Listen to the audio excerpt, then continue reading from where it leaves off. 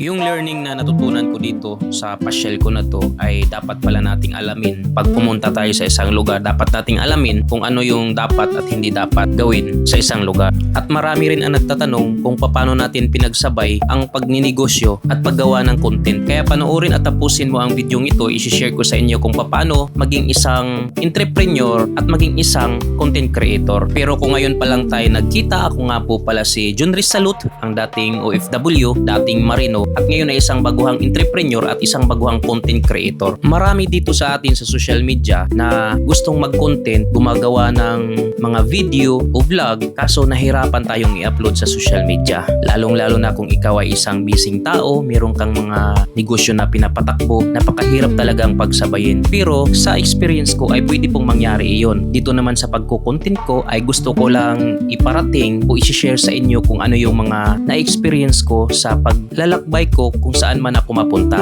At gusto ko ring ipakita sa iba dito sa social media, lalong-lalo na sa mga hindi pa nakapunta sa iba't ibang lugar dito sa probinsya ng Biliran at Leyte, na meron pa pala tayong napakagandang mga tanawin dito sa probinsya ng Leyte na hindi pa nararating ng ibang tao. At bakit nga ba ako napunta sa lugar na to? Nakarating nga po pala tayo ng Tacloban gamit yung motor natin na Honda Click 125 dahil sa meron tayong inatinad na seminar patungkol din sa pagninegosyo. At yun yung isa sa mga tips ko kung paano ka makapag-content na hindi talaga yun yung sadya mo sa isang lugar. At dahil dito na tayo sa Tacloban, sinamantala ko na yung pagkakataon. Pagkatapos ng seminar namin kinabukasan, pumasyal ako sa mga iba't ibang lugar dito sa Tacloban na may mga napakagandang history na mga lugar na to, tulad nitong San Juanico Bridge na siyang nagkukunik ng Leyte at Samar. At pagdating natin dito sa San Juanico Bridge, meron tayong natagpuan na mga pulis at sundalo na nagbabantay dito. At syempre, humingi tayo ng paumanhin sa kanila at nagpaalam tayo kung pwede ba tayong gumawa ng video o magpalipad ng drone dito sa San Juanico Bridge. At sa lahat ng mga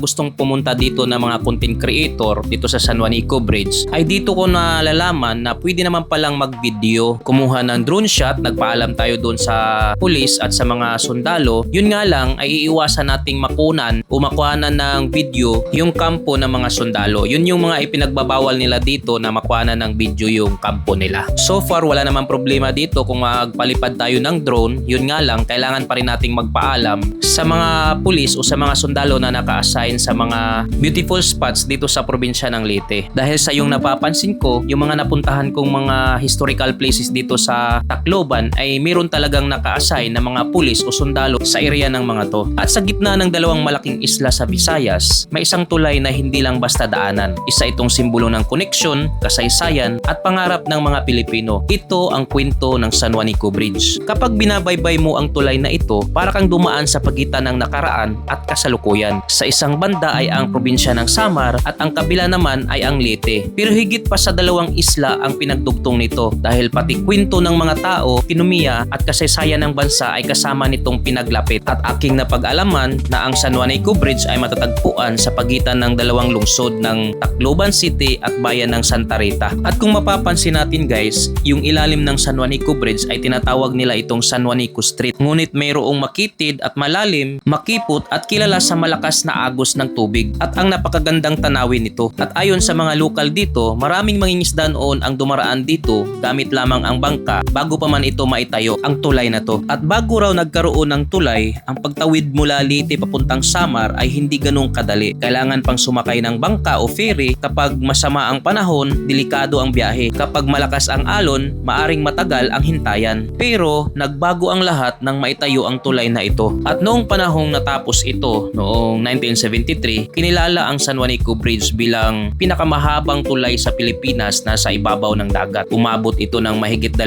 kilometro ang haba at kapag nasa gitna ka ng tulay, makikita mo ang napakagandang tanawin ng dagat, mga maliliit na isla at minsan ay mga bangkang dumaraan sa ibaba. Parang simpleng tulay lang sa iba, pero sa maraming Waray at Bisaya, isa itong simbolo ng progreso. At dahil sa napakatagal na ang tulay na ito, hindi mawawala ang alamat at kwentong misteryo. May mga lokal na nagsasabing kakaiba raw ang pakiramdam kapag gabi ka dumaan dito dahil sa tahimik ang paligid at malalim ang dagat sa ibaba. Maraming kwento na kababalaghan ang nabuo sa pagdaan ng panahon. May ilan ding naniniwala na may mga bahagi raw ng kipot na may malalakas na agos at misteryong whirlpool noon pa man. Pero bukod sa mga kwentong misteryo, mas nangingibabaw pa rin ang paghanga ng mga tao sa kagandahan nito. Kaya naman hanggang ngayon, isa ito sa pinaka pinupuntahang tourist attraction dito sa Eastern Visayas. At hindi rin naging madali ang pinagdaanan ng tulay na ito dahil noong tumama ang Typhoon Yolanda noong 2013, isa ang San Juanico Bridge sa mahalagang daanan na ginamit para sa rescue operation at paghatid ng tulong. At alam natin na sa panahong iyon, sa panahong Yolanda ay napakaraming malalaking infrastruktura na nasisira. Kaya napakalaking halaga ng papel ng tulay ng San Juanico Bridge sa pag-uugnay ng relief goods operation ng Samar at Leyte. At dito natin masabi at makikita na ang tulay na to ay hindi lang isang simpleng tourist spot. Isa rin itong lifeline ng mga tao sa rehiyon. Kaya sa kasalukuyan, dinadayo ito ng mga turista mula sa iba't ibang bahagi ng Pilipinas. May mga vloggers, photographers, riders at mga travelers na gustong maranasan ang pagtawid dito. Para sa mga mahilig sa road trip, kakaibang experience ang pagdaan sa San Juanico Bridge lalo na kapag sunrise o sunset. At kakaiba talaga ang mafe-feel mo pagka dumaan ka dito lalo na nakamotor ka. At dahil sa habang umaandar ang motor ko, parang unti-unti kong nararamdaman ang laki ng kasaysayan na dala ng tulay na ito. Na para bang hindi lang bakal at simento kundi alaala, sakripisyo at pag-asa ng mga taong matagal nang nangangarap ng koneksyon sa pagitan ng mga isla. Lalong-lalo na dito sa mga tao ng Leyte at Samar. At maraming tao ang nagsasabi na may kakaibang kurba ang San Juanico Bridge at minsan inilarawan ito na parang may S shape o kombinasyon ng L at S kapag tiningnan mula sa taas o drone view. Pero hindi siya diretso lang na tulay dahil sinunod ng disenyo nito ang hugis ng San Juanico Strip, lalim at agos ng tubig at ang engineering design para maging matibay sa lokasyon. Kaya pag napapanood natin sa aerial view, may bahagi itong pakurba na parang letter S at may section din na parang may letter L na liko depende sa anggulo ng pagkakakita. Kaya isa rin ito sa dahilan kung bakit napakaganda nitong tingnan sa drone shot at cinematic videos. Dahil sa hindi siya mukhang ordinaryong street bridge, kaya naging iconic ang itsura nito sa Pilipinas. Kaya sa bawat tulay, may kwentong pinagdurugtong. At sa San Juanico Bridge, hindi lang Samar at Leyte ang pinaglapit nito, kundi pati mga pangarap ng milyon-milyong Pilipino. At habang patuloy tayong bumabiyahe sa buhay, minsan kailangan din nating alalahanin na tulad ng tulay na ito, mas nagiging matatag tayo kapag marunong tayong magdugtong ng tao, kultura at pag-asa. At hanggang dito na lang muna guys sa video ko na to. At maraming